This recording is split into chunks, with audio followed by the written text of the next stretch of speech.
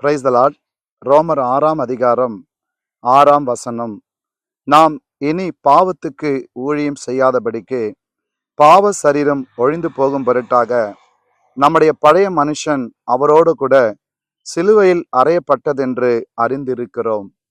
இந்த புனித வெள்ளி நாளிலே கிறிஸ்துவின் தியாக பலியை நாம் எல்லாருமே இன்றைக்கு அனுசரிக்கிறோம். கிறிஸ்து உலகத்துல மனிதனாய் பிறந்தார். அவர் நம்முடைய பாவங்களுக்காக அவர் பாடுபட்டு சிலுவையிலே அவர் மரித்தார்.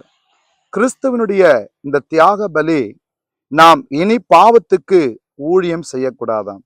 We should not serve to the sin.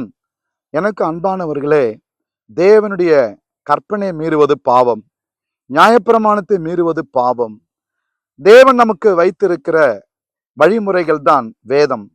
இந்த வேத சத்தியத்தை மீறி வாழும்போது, நமக்கு தேவனுடைய கற்பனையை மீறி வாழும்போது, கீழ்ப்படியாமையினாலே நமக்கு தேவனற்ற வாழ்க்கை முறை, தேவனற்ற சிந்தை, தேவனற்ற நம்முடைய ஜீவியம் நம்மை கரைப்படுத்துகிறது. இதிலிருந்து மீட்கதான் இயேசு உலகத்துக்கு வந்தார்.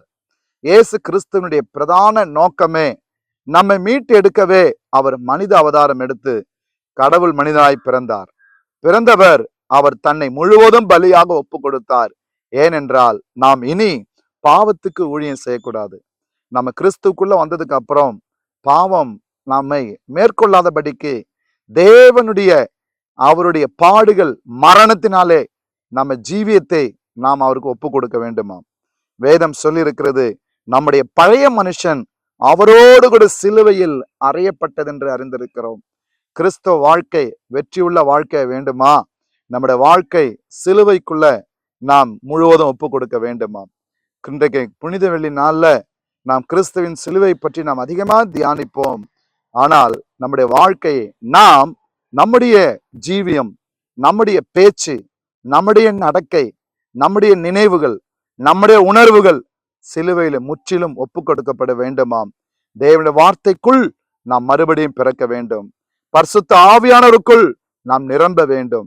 தேவனுடைய வார்த்தைக்குள் நம்ம வழிநடத்தும் போது ஆண்டவர் நமக்கு கிறிஸ்துவுக்குள் ஒருவன் இருந்தால் புது சிருஷ்டியா இருக்கிறான், பழையன ஒழிந்து போயின.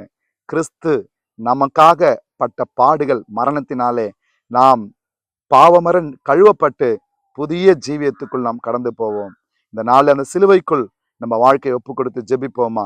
நல்ல பிதாவே, இந்த புதிய நாளிலே நீர் ஆண்டவரே, இந்த புனித வெள்ளி நாளில உலகம் முழுவதும் இன்றைக்கு சிலுவை பாடுகள் மரணத்தை தியானிக்கின்ற நேரத்துல எங்கள் தனிப்பட்ட வாழ்க்கையில எங்களுடைய சுவாபங்கள், எண்ணங்கள் எல்லாம் சிலுவைக்குள்ள முற்றிலும் ஒப்பு கொடுக்கிறோம்.